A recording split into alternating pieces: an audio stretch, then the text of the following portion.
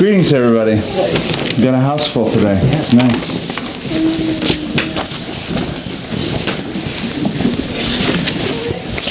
It's been a full week. I feel like I've been talking all week to different people for different reasons, so I actually have a little bit shorter message this week, I think, than is usual for me.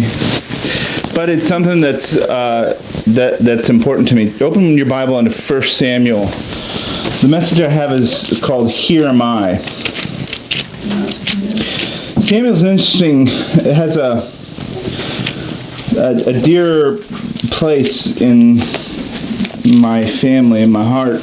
Obviously, our oldest is Hannah, and that's because Erica, when she didn't grow up in church, she didn't have a religious background, and she didn't have much education. And when we were first converted and early married, she started reading the Bible, and she was having so many difficulties trying to figure out what was going on with the Bible.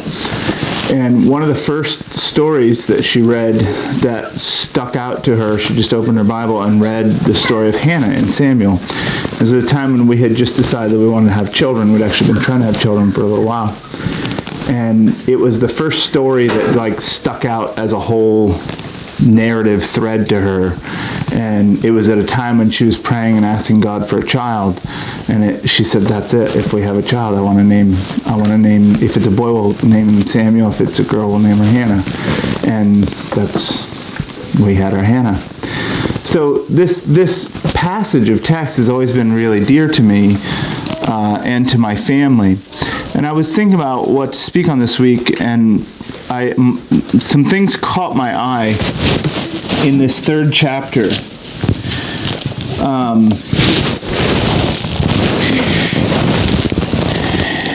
If we look at the narrative of what happens, there's a little bit of a quid pro quo with Hannah and God. If you give me a child, I'll give him back to you to minister in the temple. And she keeps him until he's weaned, and then she gives him to the temple. And I think if we can carefully remove a little bit of the stigma of the terms that I'm going to use, Samuel is kind of a child slave in the temple. He leaves his mother's house and he goes and becomes a servant, literally a servant from his boyhood. I don't know what all that was. I don't know if he's cleaning blood off the floors from sacrifices or sweeping the dust in the corners.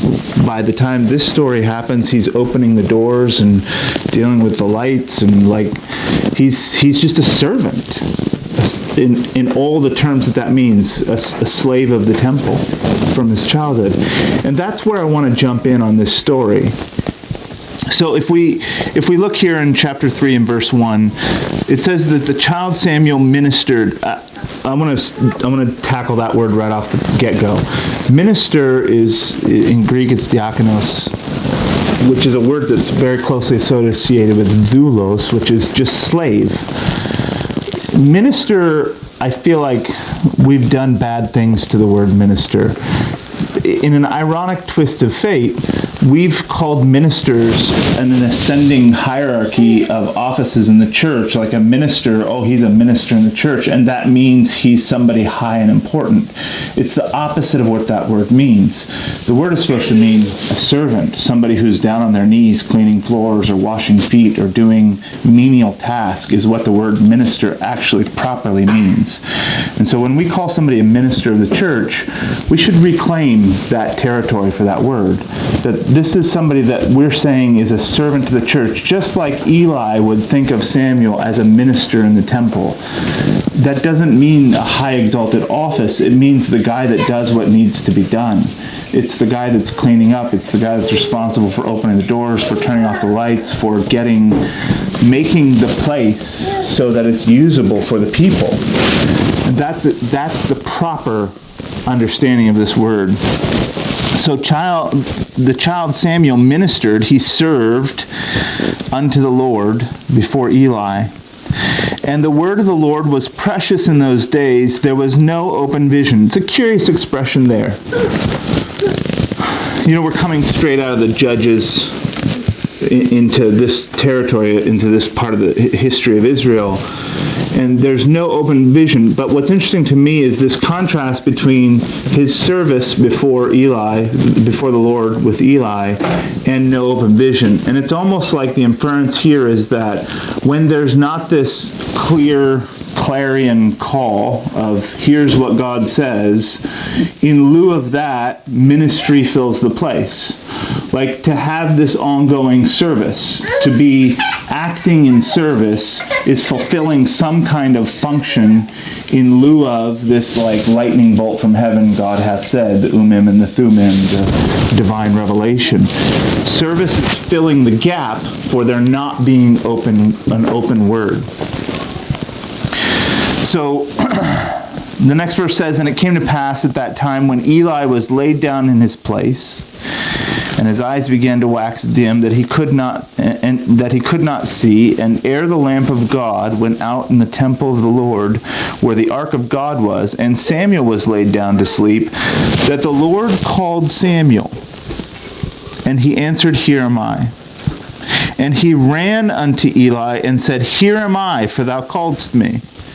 And he said, I called not, lie down again. And he went and lay down, and the Lord called yet again, Samuel. And Samuel rose and went to Eli and said, Here am I, for thou didst call me. And he answered, I called not, my son, lie down again. It's really neat to me, the tiny details in this story, because there's some fascinating details, right? Like, so he hears his voice, Samuel, and Samuel jumps up. It says that he runs to Eli, and I was noting, as I was reading through this, that it's fascinating to me because I would think, I can imagine. I put myself in Samuel's situation, and you're tired. You've been working all day. You lay down. You're finally going to bed. The old man's asleep, and then Samuel. I think my tendency would be like, oh, what does he want now? Guess I'll have to get up and go over there and see what I need to do for him. But that's not Samuel's response. Samuel, here am I. What do you need? How can I help? And runs to Eli and says, here am I. That readiness, that eagerness to serve, that anticipation, the quickness with which he's so ready to jump up, to inconvenience himself and go to Eli and find out what the need is and minister. Like he's just got this ministering thing down. It's what permeates out of his life. So the point that he ran, I guess what I'm reading in that is that this is not a dutiful obligation. We talked about obedience last week in our after meeting conversation. And that highest level of obedience that we were marking out is not the level of the dutiful servant. It's not doing what you're supposed to, but an eagerness and a readiness and a cooperation. For whatever reason, Samuel, I think a part of it's his youth, and a part of it's that he's got a dedicated life. But already at this young age, he's got a kind of obedience that isn't out of obligation. It's quick. It's happy. And so what comes out of Samuel's life later we'll look at, but the thing that I stopped and thought about in regards to this running to Eli is that we should be mindful, first of all, about our own obedience, that there's a message for us, and how do we obey when God speaks to us, when we know that God's saying something to us, when we're being shown something, when we're being confronted or we're being called, or God needs us to do something like he's asking Samuel here. Do I display those same attitudes towards obedience? And am I ready to say, here am I? Am I ready to run and inconvenience myself and get myself out of bed to step out of my comfort in order to be stepping towards obedience for God? And then secondly, what does it mean for training children? How does Eli do this with a young child in the temple, that this child is already at the place where he's here am I and running and quick to obey and happy to obey and eager to obey? that's a model for us as parents of what we should be looking for our children, to produce environments that lead lives into this kind of obedience. So all this happens. Here am I. We left off in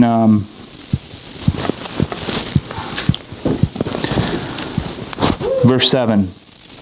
And this was interesting to me as well. Now Samuel did not yet know the Lord, neither was the word of the Lord yet revealed unto him. Well, as we know, Samuel becomes a prophet, and the word of the Lord is revealed to him. But it's curious that this expression he used, that he did not know the Lord. I've had a lot of conversations with people, even recently, about juvenile conversions, juvenile baptisms, and what the implications of all that are. And one of the hard parts for people that have early and young baptisms is this notion that they have these kinds of religious experiences in their youth. And I did as well. I was baptized very early, actually 5 years old. That wasn't too hard to work out, but what was hard for me to work out later in life when I was actually converted was that what did those times mean when I felt like God was speaking to me after I was a young child? And here it's clear that God speaking to Samuel can exist in the same passage as he didn't yet know the Lord. It's also fascinating to me that this kind of experiential expectation is all the way back in the Old Testament. That there's something different between just obeying God and knowing the Lord. That there's a marked difference that somewhere in Samuel's life, and for the readers of this text, there's an expectation that Samuel is going to migrate. He's going to move from a place where he's a child just doing what he's been trained is right, and actually knowing the Lord in an experiential, relational way. That there's a transition that happens in his life.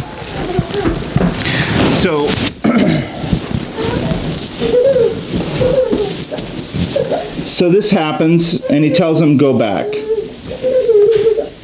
He needs some input. He needs some direction, and Eli starts to pick up on what's happening. He didn't know the Lord, neither was the word of the Lord revealed to him. And in verse 8, and the Lord called Samuel again the third time. And he rose and went to Eli and said, here am I, for thou didst call me. And Eli perceived that the Lord had called the child. And therefore Eli said unto Samuel, go lie down. It shall be, if he call thee, that thou shalt say, speak, Lord, for thy servant heareth. So Samuel went and lay down in his place. And the Lord came and stood and called as at other times, Samuel, Samuel. Then Samuel answered, speak, for thy servant heareth. And the Lord says to Samuel, before we read what the Lord says to Samuel, if it's been a while since you've read this text, this isn't the first time God's delivered this message.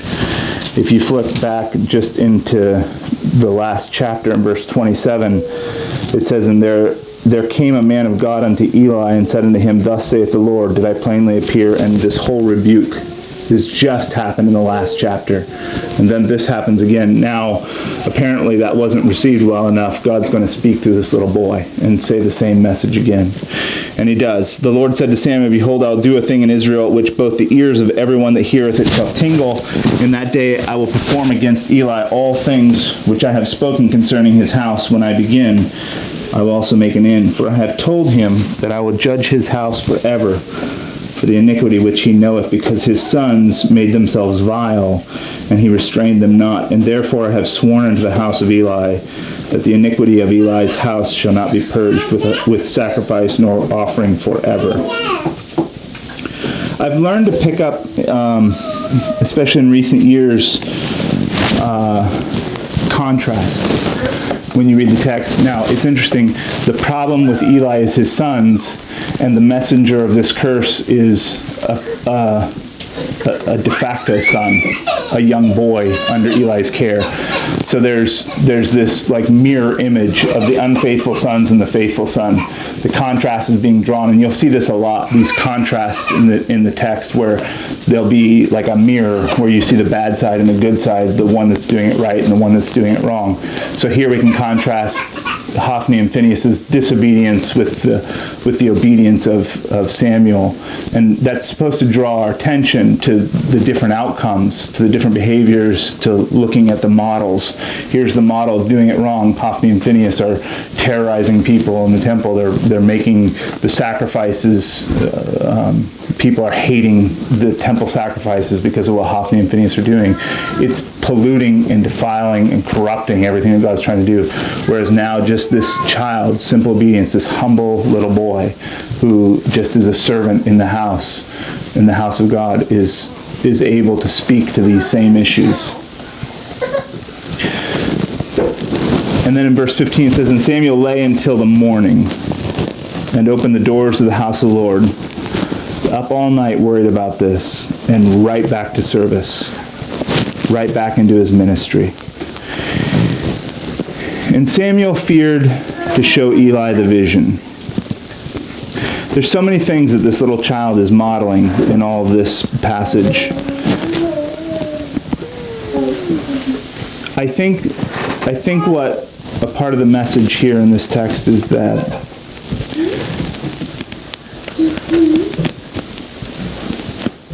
the proper way for the proper pattern for being able to share difficult truth is a life of service.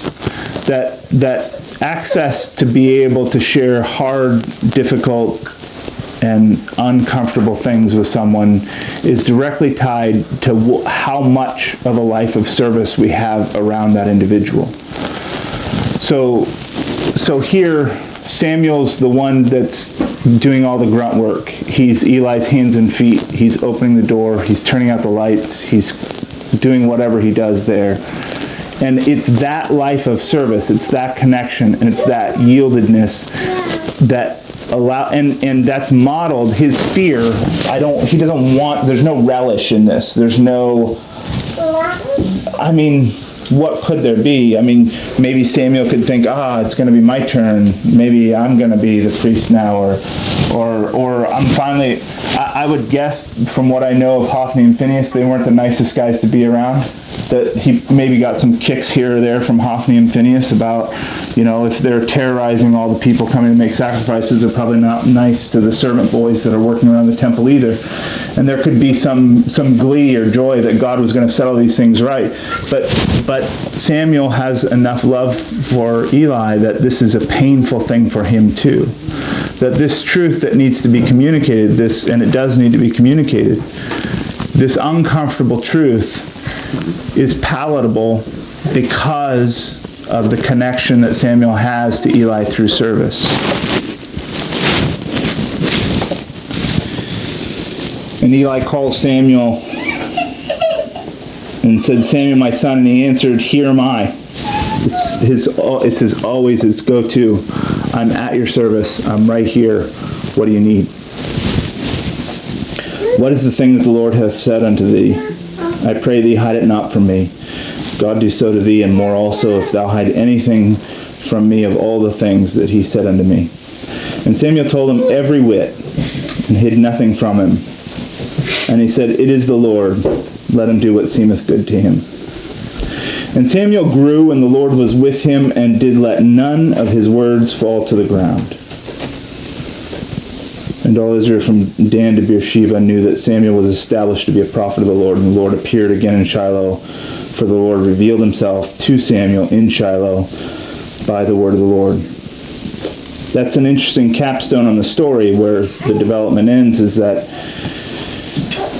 this pattern of service that leads him to the ability to speak truth creates an environment where it can be said of Samuel that none of his words fall to the ground. I've always been fascinated with that description of a man.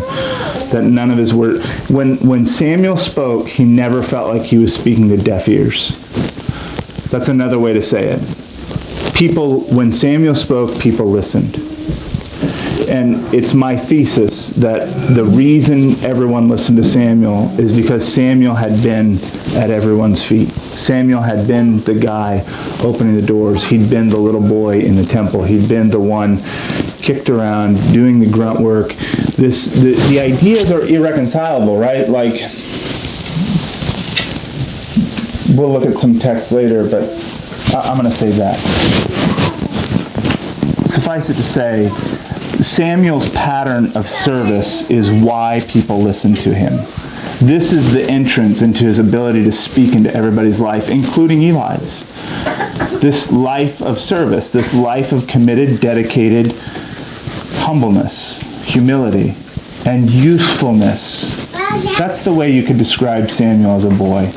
Useful. He has a purpose, and he's not afraid to do it. He's not afraid to fill in where he sees the need is. He's the one that's always there. Here am I. Here am I. Here am I.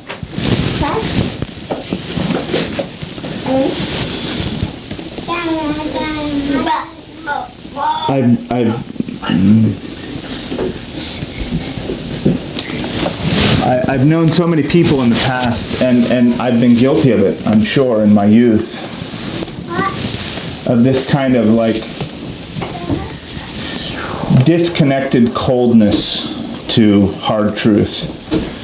In my street preaching days, the zeal to go out there and set everybody straight and tell everybody what the truth is. And that it doesn't, there's so many things that don't work with that. It should never be something that's relished to tell people hard things. And wherever that is, something's way out of whack. To tell somebody that their life isn't going to work, or that God doesn't support the things that they're doing, or... I think everybody knows that, right? Everybody knows that there are times when you have to tell people. My brother was with me just last night. I think last night. Yeah, just last night. And we were talking about family dynamics and having to say to your family, I can't go along with that. And it's your family, right? Nobody takes any joy in that. To have to tell somebody in your family, I can't go to your wedding, because the Bible says that if you have a living spouse, this is adultery. If you don't have some fear and trepidation and pain in telling people things like that, I don't think that's true of anybody here, but it has been of people that I've known in the past. This kind of like, I'm just going to set them straight. It's never going to do the work of God. It's pain that people have to communicate hard things with.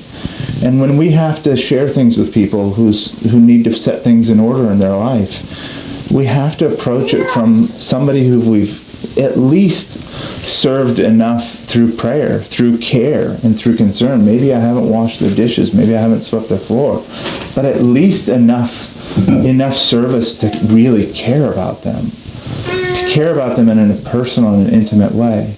And the extent to which we are caring for people is the extent to which we can speak into their life.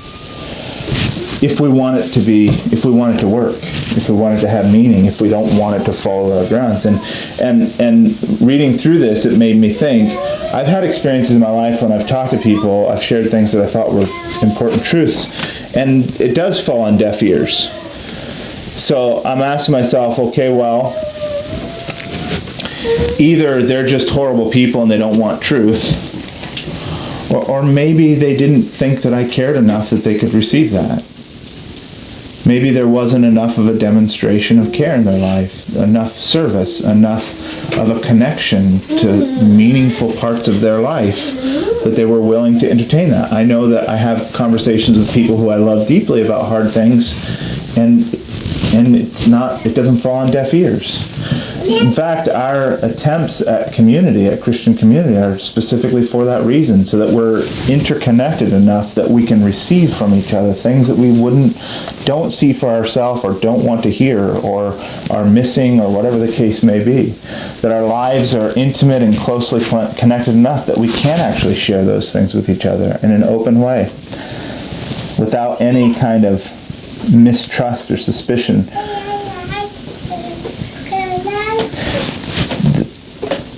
Yeah, it's a rabbit trail. I'm not going to follow that.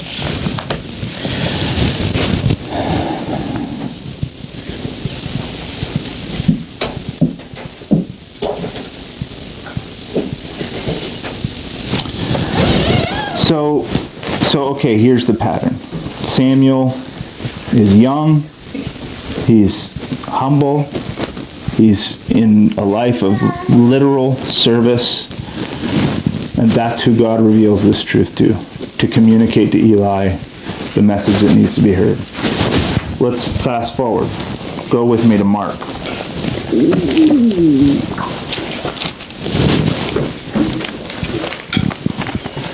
Chapter 9.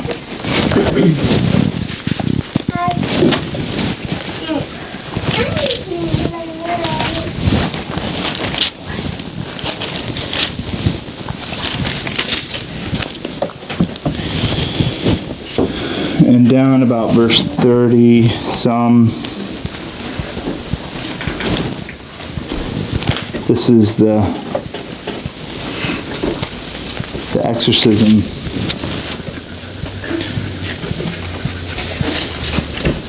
This kind coming that out by prayer and fasting.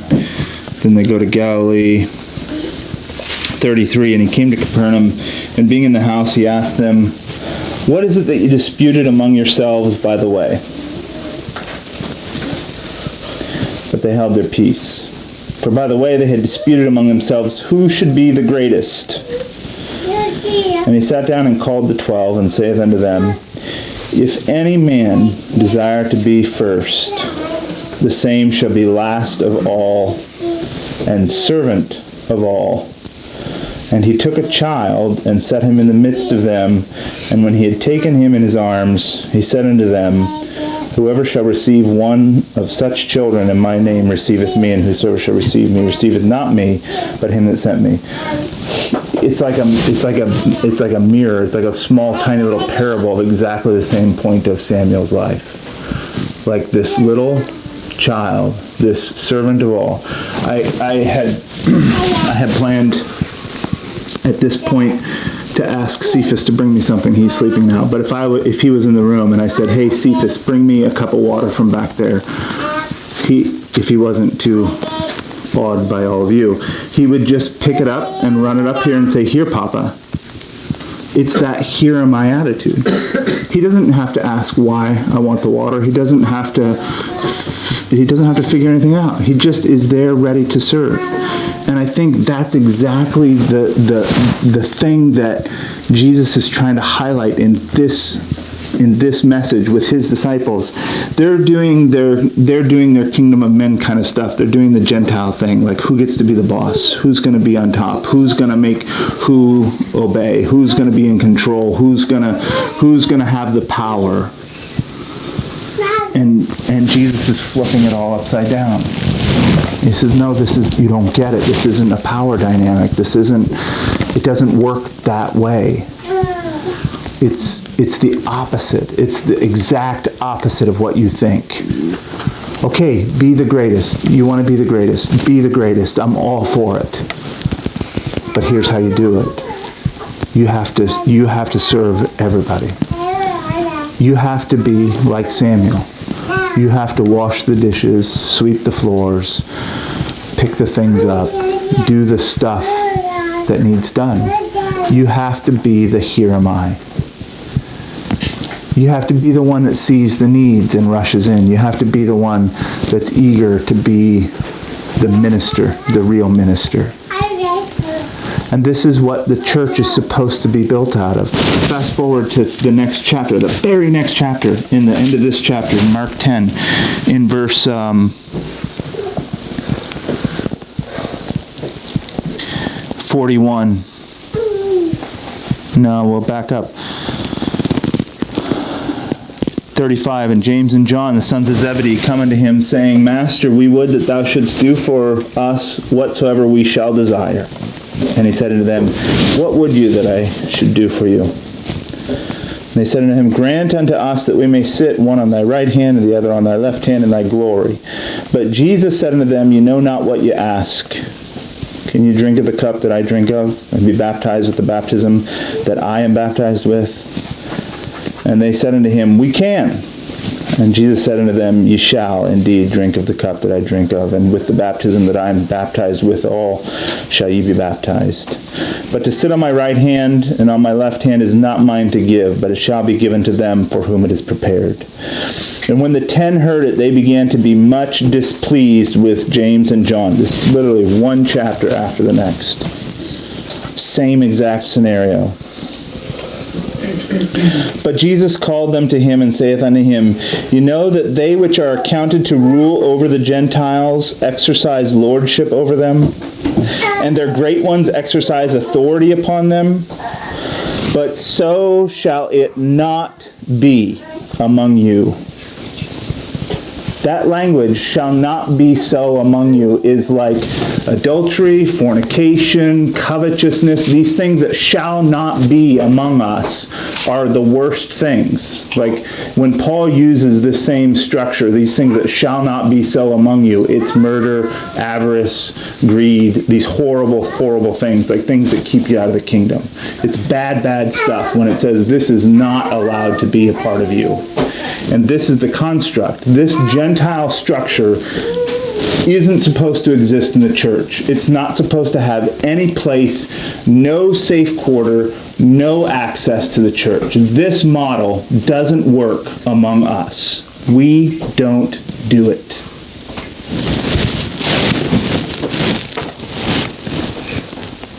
It shall not be.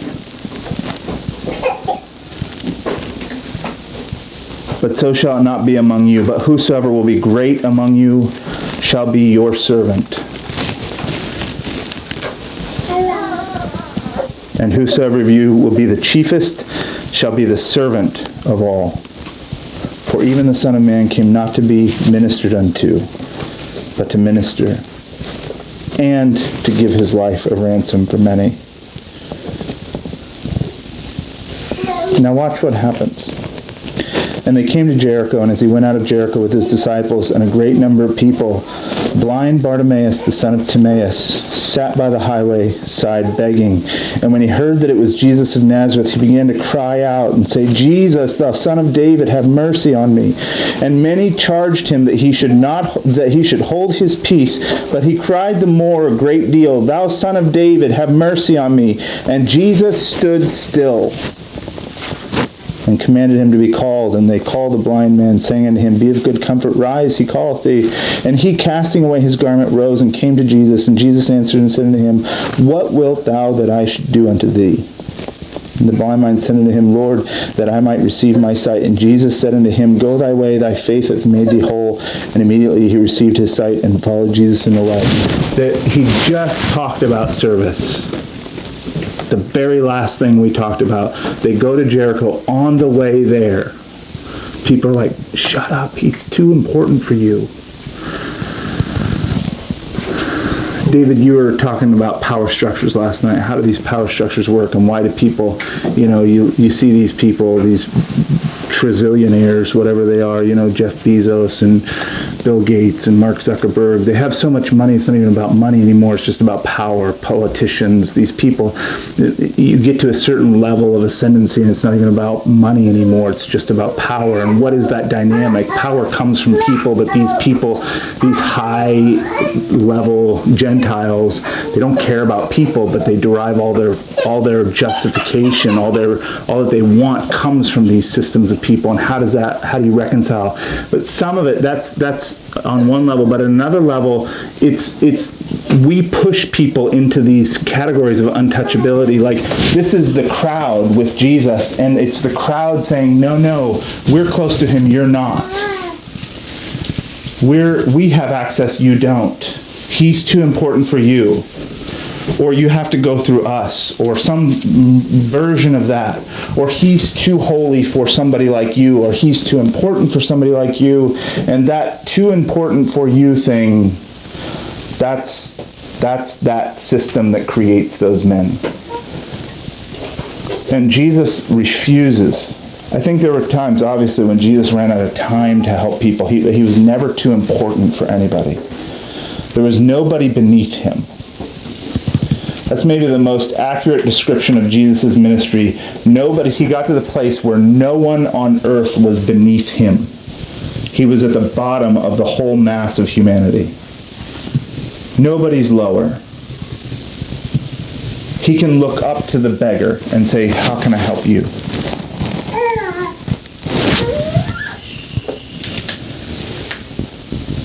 And to the extent that we can recreate that, we can recreate the ministry of Christ. To the extent that we can recreate that kind of connection, that kind of race to the bottom. Who gets to be low? Who gets to be the minister? Who gets to serve? Who's going to be at that place? That's the proper kind of competition. But we have all this structure built into our minds and emotions and social fabric that we think people are important. We do the same things. We put our people up on a pedestal or up on a shelf, or they're more important, or they're too important, or I hope I can whatever. And there's some kind of mirroring happening through all that. There's some kind of hope, I think, in people's hearts that I hope I could be like that someday. I hope I could be important. And that may be why that whole system gets reinforced. He's too important, and someday I'm going to be important. Like, that kind of structure is so subtle.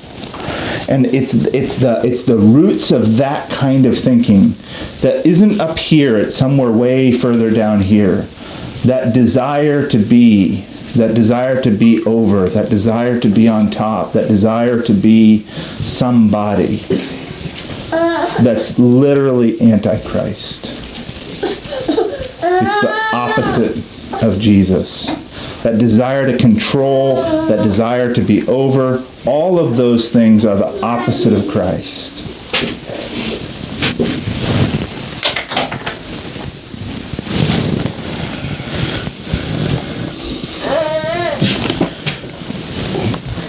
And they're in me. I've seen them. I asked myself, I came from, most of you have heard this, I think, but I came from a church structure that was very heavy on authority, especially the authority of bishops and church leaders. And when I was a young man, I endorsed that system a lot. I taught people to respect and expect that system to be in place in the church, and this kind of unquestioned, unmitigated authority of the church. And I ran into problems with my authority in that structure. I faced a crisis of conscience because my ideas and the things that I had been espousing told me I had to obey, but my conscience told me not to. And that conflict of conscience made me go back to the drawing board and say, I got to figure this out. I got to figure out what this means. Am I going to listen to my conscience, or am I going to listen to the things that I've been saying and my ideas about this structure? And it was a painful conflict. And when I came out the other side of that, I decided to obey my conscience. And it cost me a lot. And in the intervening years, as I began to try to work through how to understand all that and what God was trying to teach me and show me through all that, and I couldn't change anybody else's attitude or behavior or responses during that time, but I wanted to deal very seriously with my own. I want to understand what I was supposed to do about all that. I began to wonder why those systems get so well entrenched in the church. Like, it's the same question that David was asking me, I think, in spirit. So if the bishop is the top dog in the church, if he's the one with all the authority, why does everybody in the church support that? Why do we recreate structures with that kind of hierarchy? Why does that model make sense, and why are we so prone to it? And what I began to realize about myself and about the people I was around, some of the people I was around, is that these authority structures, they get kind of nested, right? Like, okay, so I'm a guy in a church like that with a top-down bishop authority model. And I tell my children and everybody around, obey the bishop, obey the bishop, obey the bishop. And then when I go home to my house, I'm kind of like the little demi-bishop of my house. And I tell them, you obey me. And in my case, as a young man, as a young minister in the church, the idea was that obey the bishop. And what I never could have realized when I was young, but I realized after all that trouble, what was subtly at the root of my heart was obey the bishop, because one day I'm going to obey the bishop and I want you to obey me. Those aren't pretty things to deal with yourself. Those are ugly things. And they were there. And I think they're at a lot of our hearts. And I think that's why these structures and these models get built up. And I think that's exactly why Jesus sits a child on his lap. And he says, you want to see the top? This is the top. It's not at all what you think it is. There is a top, there's a hierarchy, but it's inverted. It's exactly upside down from everything that you experience. The Gentiles, they're the ones that lord over. They're the ones that force. They're the ones that coerce. They're the ones that intimidate. They're the ones that bully. They're the ones that manipulate. Not us. We don't do that. And it's one of these places where time and time again, we know that Jesus said not to, but it keeps getting rebuilt.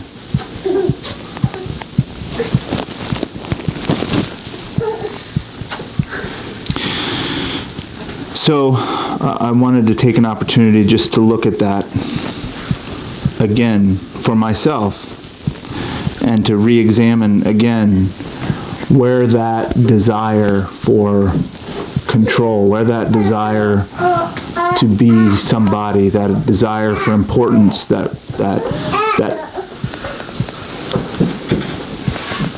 kind of upward mobility mentality in the church, that I'm going somewhere, I'm going to be somebody. It needs to be put in check. It needs to be revisited, because it's one of those things that the world is trying to cause us to conform to their view of these things. When that Gentile structure gets rebuilt in the church, it's just like, it's interesting that Jesus uses Gentile authority. It's just like a state church. Like, we abhor state churches. Like, think of all the terror that wrecks throughout medieval Europe. 17th and 18th century Europe, with these state churches competing for who's going to burn the most heretics, and how horrible and easy it is to diagnose the problem with that state church model. Wherever you've input that Gentile authority into the church, it's the same kind of monster.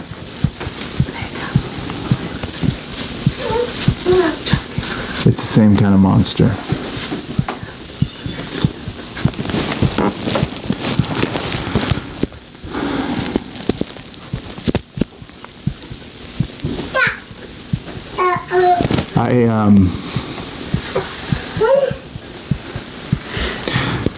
I was glad for the chance to talk about all this today. As most of you know,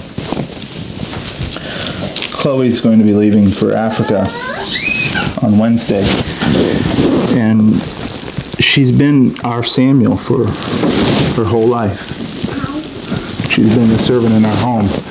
And I've seen so much growth and opportunity and potential in her life from this exact principle being played out. She's very different than me in that way.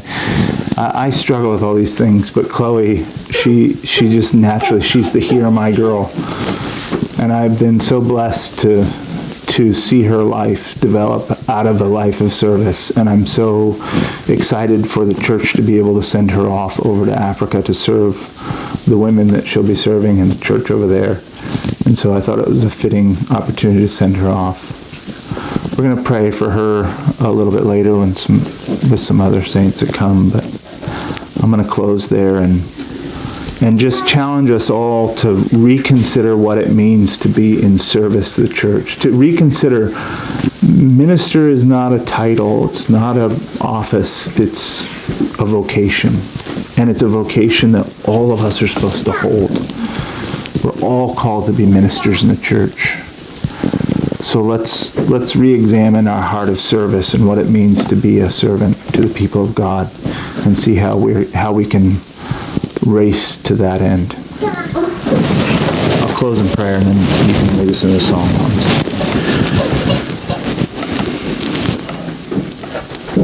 Heavenly Father, I want to thank you specifically for this instruction and admonition. I thank you for the grace to see these things in my own heart and my own life over the years, and I pray that you'd be faithful to me in revealing my own heart of conflict, my own desires that are in competition with Christ. I pray for your church, Father, and my place in it. I pray that you'd help us to see properly, see clearly. I pray that we would hear Jesus and his instruction, his commands to us. That in the same way that we would shun and reject adultery and murder and man-stealing, we would reject Gentile authority. Father, I pray that you protect us all from the idea of making a caricature like we do with the Pharisees sometimes. I pray that you'd help us to understand that Gentile rulers are sometimes kind rulers. That's not what it's about. It's about the power. It's about the desire to control. I pray that all of us would radically shun the idea of power, and that we would choose rather to serve, that we would choose rather to pour ourselves out like Christ did for us, that he, as a proper model, that we would properly follow his example. He who made himself poor for our sakes so that we could be rich, that we would follow that example through and through, that we would thoroughly be ministers in your church. I ask you for this grace in Jesus' name. Amen.